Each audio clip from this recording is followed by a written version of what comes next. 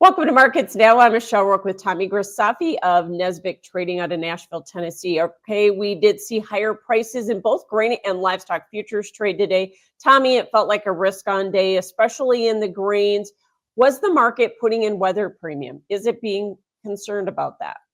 I think the Bears think this is a horrible April Fool's joke, but first of the month, April Fool's, first of the quarter. And yes, the funds have spent all that energy getting long corn, got out of it. Maybe they want a little back. The market was trading last Friday and early Monday as if the crops were made, and they're not. They are far from made. When you look at the amount of rainfall that's going to happen in the Delta and the type of weather we're having, a lot of the country experiencing drought. A little bit of that's been taken care of, but we're going to need a few more rains and a few more moisture events. So a lot of risk. Maybe the market got a little ahead of its skis. And now, yes, people are coming back in and saying, what if we did have a drought this summer? Then corn would be massively underpriced. What if demand picks up? A lot of what ifs, but we're not going to the three handle just yet. Now, could it happen in the fall? Absolutely. Corn could have a three in the fall, but a lot of things have to go right. And there's a tremendous amount of risk here. We're only in the first or second inning when it comes to marketing grain here in 2025.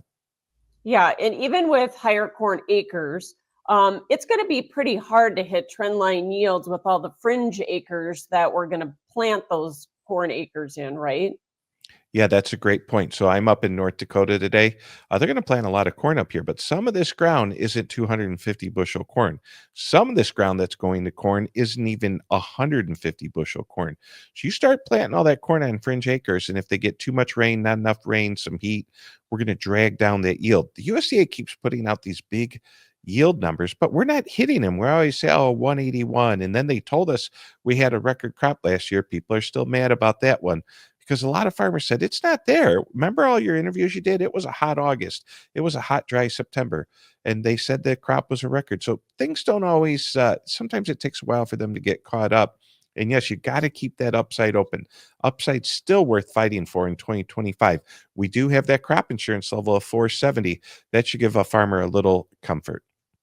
In your mind, how much weather premium do we need to put back into this corn market right now? I'd like to see 25, 50 cents of December corn going up. No beans could easily go up 50 cents. Of course, that window to plant no beans, or not no beans, but the soybean crop in 2025 is much wider because if they can't get the corn in, they could then pivot to beans. One thing that took it on the chin, and nobody has an interest of planting, they're still going to plant some, but spring wheat acres down a Yeah. lot. So the economics and the finance of farming still working. Price is horrible. Let's plant something that's better. And you're going to see a rotation. Maybe a few months from now, if we do have this drought that seems to be brewing up here in North Dakota, spring wheat may be very undervalued. With the farmer not intending to plant it and some weather problems, it could be interesting. Yeah, we saw over 600,000 less spring wheat acres being planted, or at least intended to be planted, in the prospective plantings report.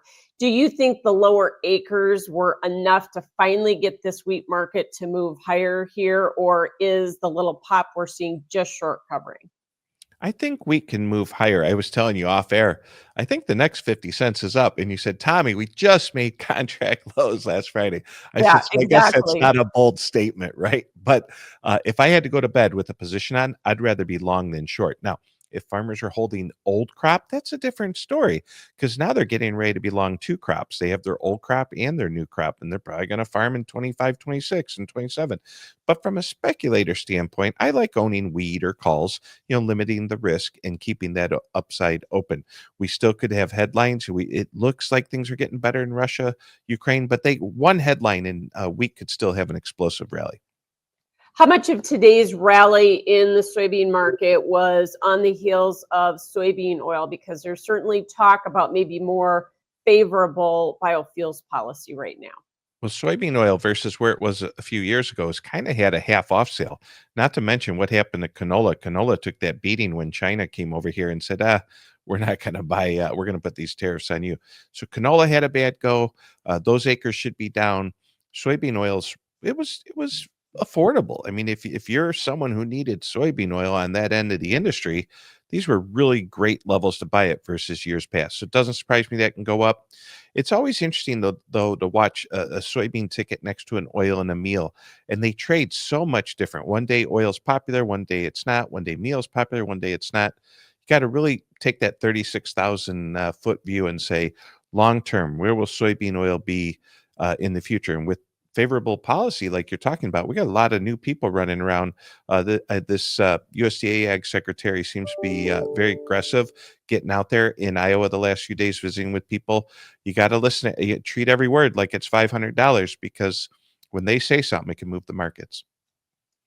So can we build on today's rally in the grain trade here, especially with reciprocal tariffs being possibly announced tomorrow? Be interesting to see what the markets do overnight. I'm interested to see how stocks close today. Interested to watch gold. Gold's been going up over and over. Anything can happen. We have Trump as president. It's not like the past administration. More news comes out in a day under this administration than used to come out in a month. That's true. We've never dealt with reciprocal tariffs before. So do you think just the uncertainty will make it a volatile day on Wednesday? I do, but I also feel like people are a little exhausted. So when you look at the funds in the corn, they were really short, they went to really long, and they're flat. So it's going to take a lot of a headline to really get people back in. I personally feel like some people are starting to leave the grain markets, go back over to trade. Look at someone like me. I wake up every day. I could trade anything I want. Today, I was very interested in gold and the stock market. I didn't trade much in grains today because I didn't see this rally coming, right? So in the world of electronic trading, we can move from market to market. I've traded a lot of cattle lately, not always on the right side of that one either, but there's better things moving than a slow, boring corn market. We had a good up day. If they want to get in, they're going to buy it. And I kind of feel like it doesn't take much to push this market back up because all the heavy selling, the real heavy selling got done last Friday. When we had that down 8 or 9 cent print, maybe even more, 10, 11 cent print last Friday. Those were people who were long, who thought that corn couldn't go that low.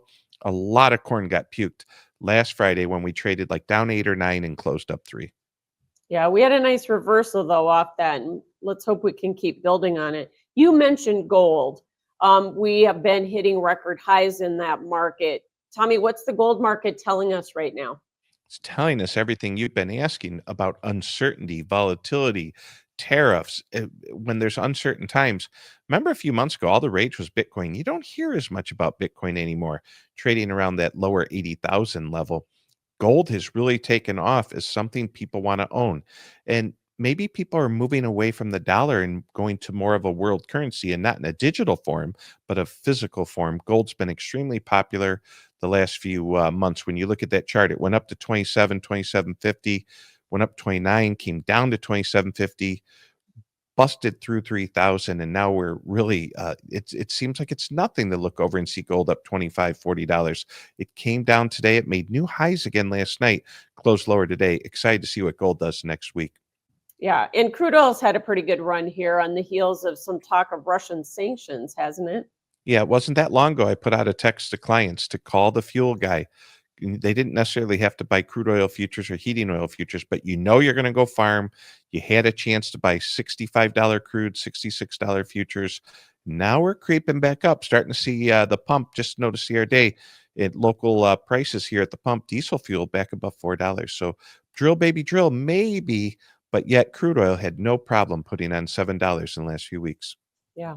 So you mentioned the cattle market, and we're just within reaching distance again of retesting the contract highs in both live and feeder cattle futures.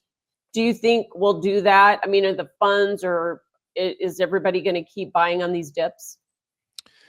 We've had some vicious sell-offs the last few weeks, $3, $4 sell-offs in feeders, and by the end of the day, they're unchanged, maybe even higher on the day. I think people are now scared to be short, scared to speculate, scared to be a seller. But yet, if you're in the cattle industry, it's probably very much the right time to do that. So be a hedger, be a protector, buy LRP insurance, do what you need to do to stay relevant and protect those prices. Thanks for joining us. That is Tommy Grossapi with Nesvik Trading and Markets Now.